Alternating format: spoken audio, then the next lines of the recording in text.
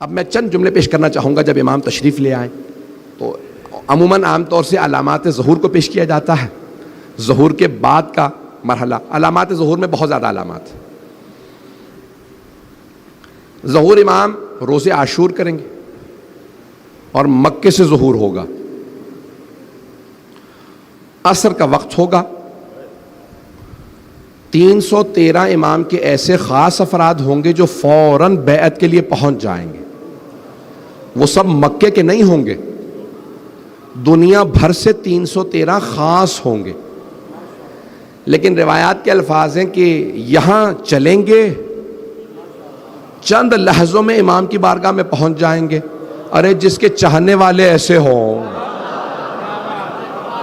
سوچئے امام کیسے ہوں گے. بھئی اب چلتے رہیں گے میرے ساتھ؟ تو کہا یہ 313 چند لحظات میں امام کی بارگاہ میں پہنچیں گے. یہ ہوائی جہاز سے نہیں پہنچیں گے، یہ کوئی ہیلی کاپٹر لے کے نہیں جائیں گے، چند قدم لیں گے.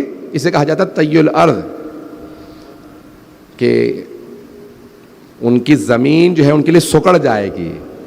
وہ اتنی تیز سفر طے کریں گے کہ ہر چیز ان میں سے ہر ایک کے پاس تلوار ہوگی اور نیام میں 1000 کلمات ہوں گے.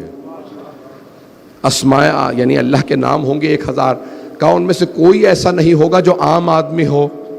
وہ اتنے پہنچے ہوئے ہوں گے کہ بتا سکیں گے قبر میں کیا ہو رہا ہے. کسی کی پتہ نہیں لوگ ہیں یا نہیں ہے. ایسے افراد ہیں جو قبر کا حال دیکھ کے بتا دیتے ہیں باہر سے اس میں رحمت نازل ہو رہی ہے یا عذاب. لوگ امام سے متعلق شک کرتے ہیں، ارے امام کے تو خادم ایسے ہوں گے، امام کچھ اور ہیں. بات پہنچ رہی ہے میری؟ سنیں گے نا حضرات؟ تو کہا 1000 کلمات ہوں گے ان کی تلوار میں. یہ 313 دنیا بھر سے ہوں گے. سب سے زیادہ قوم مقدس سے ہوں گے. کتنے؟ 38 سب سے زیادہ قوم سے. اس کے علاوہ پوری دنیا سے ہوں گے. اور نام بھی اور بتایا بھی کون کون سے علاقوں سے کتنے کتنے ہوں گے. چھٹے امام نے ہر شہر کا نام بتایا کہ اس شہر سے اتنے، اس شہر سے اتنے. نجف سے کتنے ہوں گے، کربلا سے کتنے ہوں گے، بغداد سے کتنے ہوں گے، مدینہ سے کتنے ہوں گے. ہر شہر کا نام بتایا. گھبرا رہے ہیں حضرات مجھے لگتا ہے، سننا چاہ رہے ہیں. اس کا مطلب ہے سب. تو کہا یہ 313 خاص ہوں گے. اچھا بہت سے لوگ گھبرائے جاتے ہیں کہ صرف 313 ہی ہوں گے ماننے والے. نہیں، ہم جیسے تو لاکھوں کروڑوں ہوں گے. وہ جو 313 خاص ہوں گے وہ ایسے ہوں گے. پوچھا مولا کون کون ہوگا ان میں؟ کہا اگر صحابہ رسول میں دیکھو تو صرف اور صرف اتنا معیار ان 313 کا بلند ہوگا کہ صحابہ میں صرف، صحابہ رسول میں صرف سلمان کا اتنا معیار ہے. اصحاب امیر المؤمنین نے صرف مالک اشتر کا اتنا معیار. پتہ نہیں لوگ ہیں یا نہیں ہیں، گھبرا کے سن رہے ہیں. اور 313 ایسے ہوں گے. کہا مولا کیسے ہوں گے؟ کہا حبیب جیسے 313 ہوں گے. کہا 313 خاص ہوں گے. ان میں 50 خواتین ہوں گی. یہ روایت علامہ محمد باقر مجلسی نے لکھی ہے کہ ان 313 میں بھی 50 خواتین ہوں گی. اس لیے ہماری بہنوں کو کبھی نا امید نہیں ہونا چاہیے کہ ان خاص میں جو خاص ہوں گے، عام تو بہت زیادہ ہوں گے. ظہور سے پہلے 1/3 جنگوں میں مارے جائیں گے، 1/3 بیماریوں میں، 1/3 باقی رہ جائیں گے. 2/3 لوگ مر جائیں گے، 1/3 باقی رہیں گے. تو کسی نے پوچھا مولا، چھٹے امام سے پوچھا، رسول خدا کی حدیث ہے اہل سنت کی کتابوں میں کہ دنیا کی آبادی 7 عدد ہوگی. یہ نہیں بتایا 7 لاکھ 7 کروڑ 7 ارب. اس وقت 7.5 ارب ہے. تو پیغمبر نے کہا 7 عدد آبادی ہوگی. 5 ہر 7 میں سے 5 مر جائیں گے ظہور سے پہلے. پیغمبر نے کہا میرے بیٹے مہدی کے ظہور سے پہلے 5 مر جائیں گے. آدھے بیماریوں میں، آدھے جنگ میں. گھبرا تو نہیں رہے؟ مجھے خاموشی سے کچھ نہیں ہوتا، بس بات پہنچتی رہے.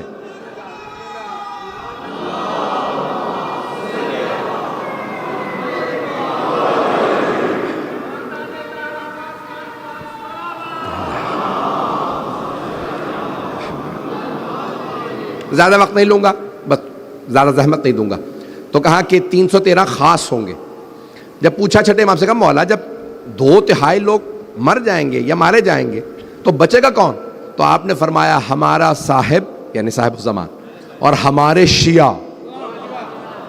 کہا تم ہمیشہ قلت میں رہو گے، اللہ ایسا انتظام کرے گا کہ تم کثرت میں آ جاؤ. پتہ نہیں لوگ ہیں یا نہیں ہیں. کہا جو بھی ہمارا ماننے والا ہے وہ محفوظ رہے گا.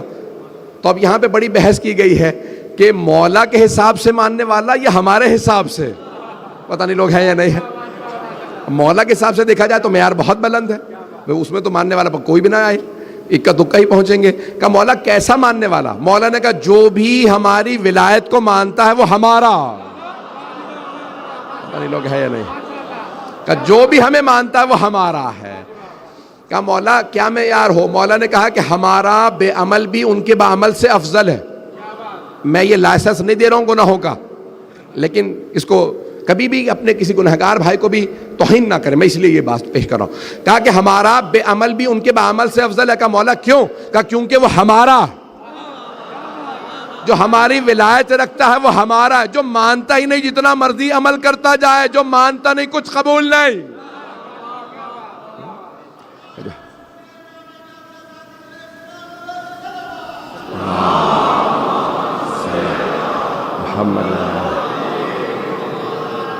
بس میں اختتام کر رہا ہوں، سن لیں گے انشاءاللہ۔ تو امام ظہور کریں گے پہلے مکے سے اور پھر مدینہ جائیں گے، وقت نہیں ہے، یہ خود کتابوں کے موضوعات ہیں مفصل۔ مدینہ تشریف لائیں گے، مدینہ میں روضہ رسول کی تعمیر کریں گے اور جناب سیدہ کے مزار کی تعمیر کریں گے۔ اس زمانے میں جب امام نے کہا تھا تو تصور بھی نہیں تھا کہ جناب سیدہ کا روضہ ڈھا دیا جائے گا۔ پھر پوچھا مولا مدینے سے کہاں جائیں گے؟ کہ مدینے سے سب سے پہلے کربلا تشریف لائیں گے، سب سے پہلے کربلا۔ عاشورے پہ ظہور کریں گے تو شاید 40 کے دن ہوں، چہلم کے ایام ہوں جب مولا کربلا آئیں گے۔ کہ جب کربلا تشریف لائیں گے تو کیا حال ہوگا؟ کہ وہاں بے انتہا زائرین ہوں گے، اعلان ہو چکا ہوگا، سب جانتے ہوں گے 12ویں امام آ چکے۔ کہ زائرین کی بڑی کثرت ہوگی جب 12ویں امام ظہور کریں گے۔ کہ لیکن جب ظہور کرنے کے بعد حرم جائیں گے تو ایسی کشش ہوگی حرم میں اور امام زمانہ میں کہ امام کے لیے خود بخود راستہ بنتا جائے گا، یعنی لوگ راستہ دیتے چلے جائیں گے۔ کہ ایک مرتبہ صاحب الزمان جب حرم میں جائیں گے تو دروازے کھلے ہوئے ہوں گے، یہاں تک ہے کہ جب ذریعہ مقدس پہ آئیں گے تو امام کے لیے ذریعہ مقدس کا دروازہ کھل جائے گا، 12ویں امام کے لیے ذری کا دروازہ کھل جائے گا، آپ ذری کے اندر جائیں گے۔ اگر دیکھ سکے تو سب میری طرف دیکھیے گا، یہ بہت بڑے ایک عالم کے حضرت ثانی کے وکیل کے جملے، وہ کہتے ہیں کہ جب امام زمانہ حرم کے اندر جائیں گے ذری کے دروازے کھلیں گے، امام زمانہ ذری کے اندر چلے جائیں۔ جب ذری کے اندر جائیں گے تو سب امام کو دیکھ رہے ہوں گے اور اونچی اونچی رو رہے ہوں گے۔ امام ایک مرتبہ اپنے دونوں ہاتھ اعجاز سے، معجزے سے قبر مطہر کے اندر ڈال دیں گے۔ کس کی؟ سید الشہداء کی۔ دونوں ہاتھ قبر مطہر میں ڈالیں گے۔ جب دونوں ہاتھ قبر کے اندر ڈالیں گے تو ایک چھوٹا سا لاشا اٹھائیں گے، ایک چھوٹا سا لاشا اٹھائیں گے